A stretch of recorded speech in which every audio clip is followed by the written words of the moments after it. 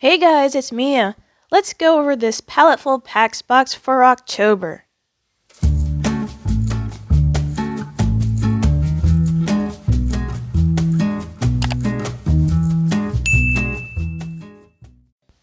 Alright, so the first item is the Tombow Dual Brush Pens. It's a set of 6 in various shades of blue. These pens have water-based ink that can be reactivated with water. Next, we have a white Jelly Roll pen in a size 10. We have 2 indigo blue fine liners from Winsor & Newton, sizes 0.1 and 0.5. The ink is water resistant. Now we have a Tombow Budenosuke brush pens. These water-based ink pens are great for calligraphy and drawing. One pen is a hard tip and the other has a soft tip.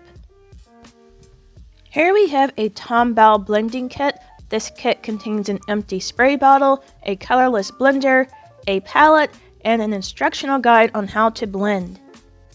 Alright, so here is our surface, the Strathmore Tone Blue Mixed Media Paper 400 series.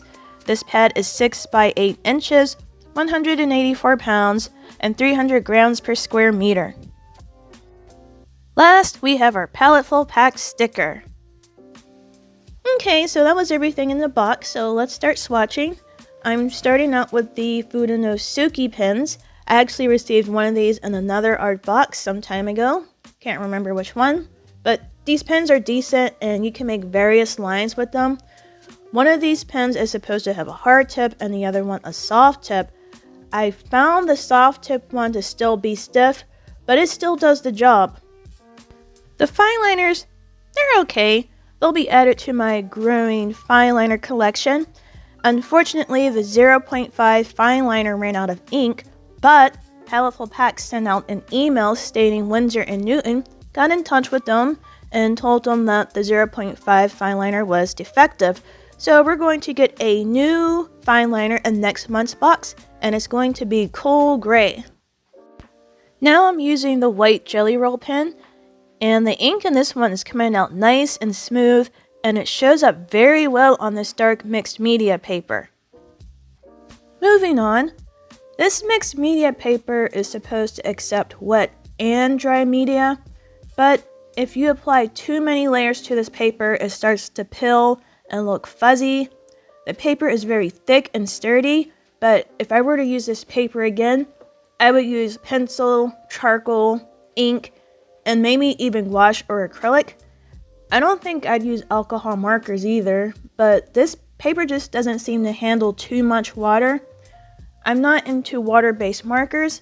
However, Tombow is a good brand, and blue is one of my favorite colors, so I'm willing to work more with this set in any future projects, but I would probably use these markers on watercolor paper, cold pressed or hot pressed. It's just not working on this mixed media paper for me. So, this blending kit, it retails for $9.99. I wasn't impressed with it at all. To be honest, it just seems like something put together to make a couple more dollars. So I didn't find it quite useful at all. Okay, so now I'm going to finally draw something, and I'm going to do one of the prompts for this month, wolf.